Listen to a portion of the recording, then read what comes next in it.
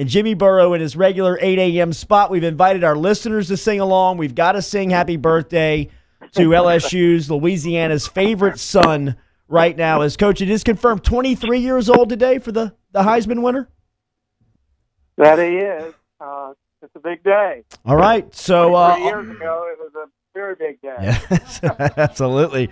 Absolutely it was. 23 years and 9 months ago. So all together now. Here we go. 1, 2, 1, 2, 3. Hit it, Ribs. Happy birthday to you. Happy birthday to you.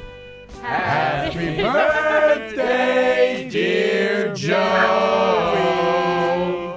Happy birthday to you. Yes. Thank you, Coach. Happy birthday, Joe. Well, I kind of stepped away from the microphone. I'm not a singer, but I'm not sure that record's going to sell.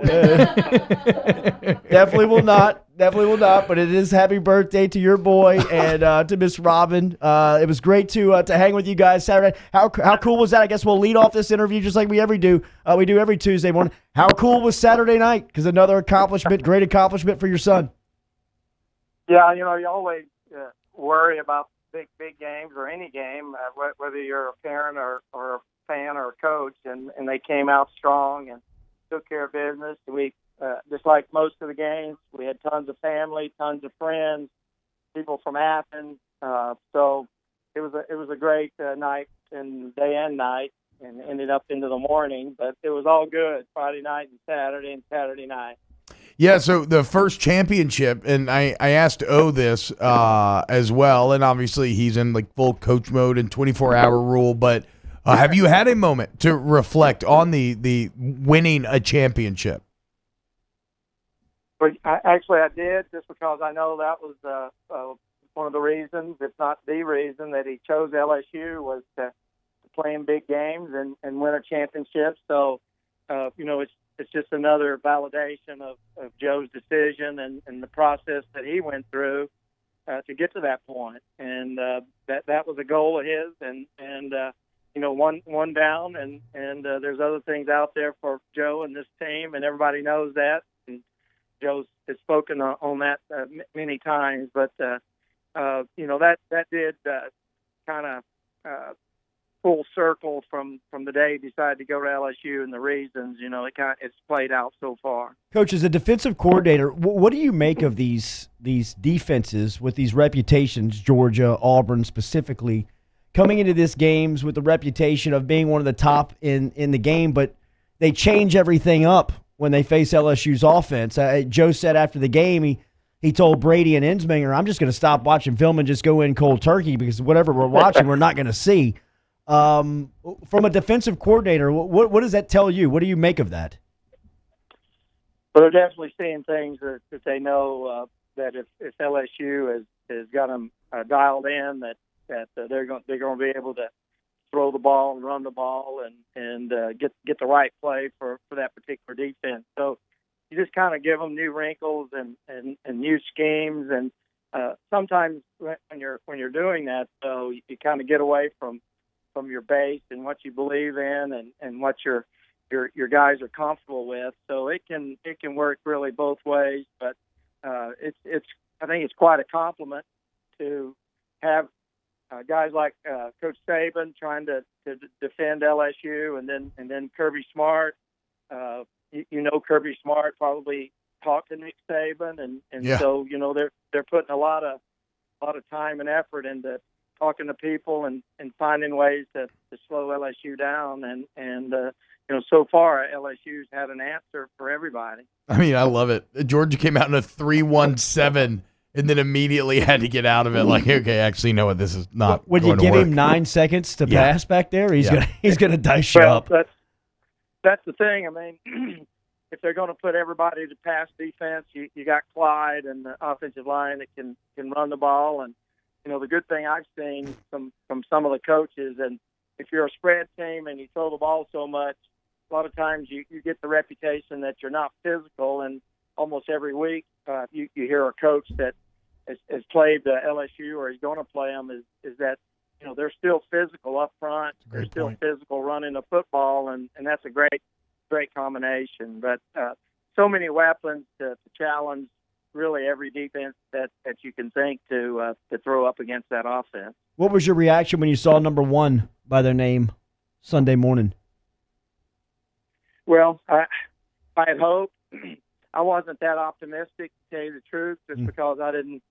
I thought Ohio State had been number 1. I saw some of the movement with Wisconsin and Florida and those type things. It was kind of set up maybe for Ohio State to stay there. And if they took care of business, obviously they struggled somewhat the first half, and that's the only thing I can think of that. Hey, they just thought here is LSU dominating a number 4 ranked team, and Ohio State struggling at least for a half against the number 8 team. But it's great, and you've seen all those guys at LSU. They don't care who they play. I know one thing: Oklahoma is not a lock like some people think. That's a really good football team. Lincoln Riley was actually one of the first guys to offer Joe when he was at East Carolina. Wow! And so that relationship goes back a ways, but you know that they're going to have a great scheme on defense to try to slow LSU down, and then I know the offense is somewhat different than when they had Baker Mayfield and Kyler Murray, but the quarterback gives them just another option running the football. No doubt. We're talking to Jimmy Burrow, Joe Burrow's father, longtime football coach. Jimmy, how does it feel to be a part of America's sweetest couple? Did you get any texts about the very nice kiss that was shared on the CBS camera Saturday? Well, believe me, I saw it about 1 million times. But, I've always had a reputation, kind of a old school, hard nosed defensive coach, and all my friends and former players are texting me saying, "Hey, coach, you're going soft," and we saw you, but it's not. It's just part of the raw emotion of watching Joe and watching LSU and being emotional and excited. I never know when the cameras are on us, so it's not like I want 10 million people to see us, but it just happens. It's not something that we program or hey, let's do this next touchdown. We don't have a touchdown celebration. It was very sweet outside looking in, and it gets you massive brownie points, I think, across America. Jimmy, Heisman coming up Saturday, man. New York City. How are you preparing? Where's your head at? Like, what's kind of going through you right now? Well, I mean, it finally hits you because you heard all the speculation, and then when it's announced, you're so proud of Joe and his teammates for getting someone to that particular award ceremony because it's special. I had the opportunity to be on the same team as Johnny Rodgers at Nebraska when he won it. I was on Frank Solitz's staff, and when Eric Crouch won it, Jamie, my son, was a teammate of Eric. So, I know what it meant to those guys and what it meant to Nebraska football. And so to see Joe get an opportunity to go there and possibly win it is huge for Joe, our family, and LSU football and the state of Louisiana. Yeah. He's crushed every record in LSU as far as passing goes. He's now the SEC leader in yardage and touchdowns. He's had the most prolific quarterback season maybe in college football history with a 78% completion percentage. What has been most impressive to you and what he's accomplished physically on the field? I think the completion percentage, I know last year he wasn't very happy with how that went. And accuracy has always been a huge part of his success and the way he's played, whether it was high school or even at Ohio State in spring ball and spring games and the games he got into. So he wasn't very happy with that. He looked at ways in his mind to fix it, worked hard individually.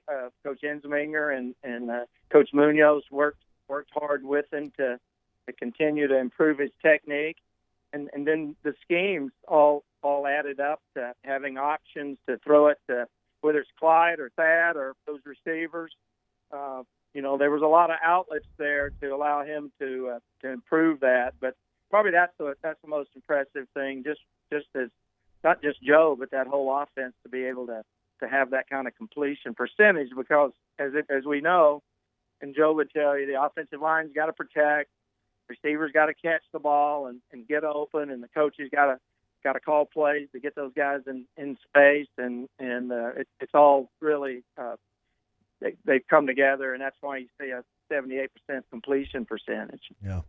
I asked this to Robin last week on the way out, and I know that you take it week to week. You're always in football coach mode and just want to play kind of the game that's right in front of you. Well, the game this week is the Heisman Trophy, and it looks like your son's going to win it overwhelmingly, which means that he'll be immortalized in Baton Rouge forever, and that probably means he'll have a statue on campus. As his dad, what does that mean?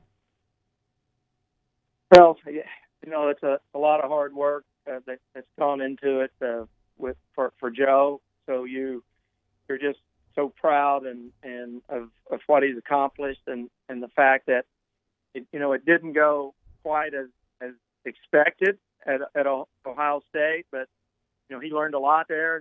He grew as a person, he grew as a quarterback, and then to choose a place that he had really no knowledge of, didn't really know anybody, and to be there, in the hunt for the Heisman. I mean, it's what you dream of as a parent, that your son or daughter has the success to get to the top of the mountain, and that's basically where the Heisman puts you if you win it, at the top of the mountain. Yes, indeed. We'll see you in New York this weekend. Congratulations to you and your family, and as always, thank you for the time this morning. All right, see you there. Go Tigers.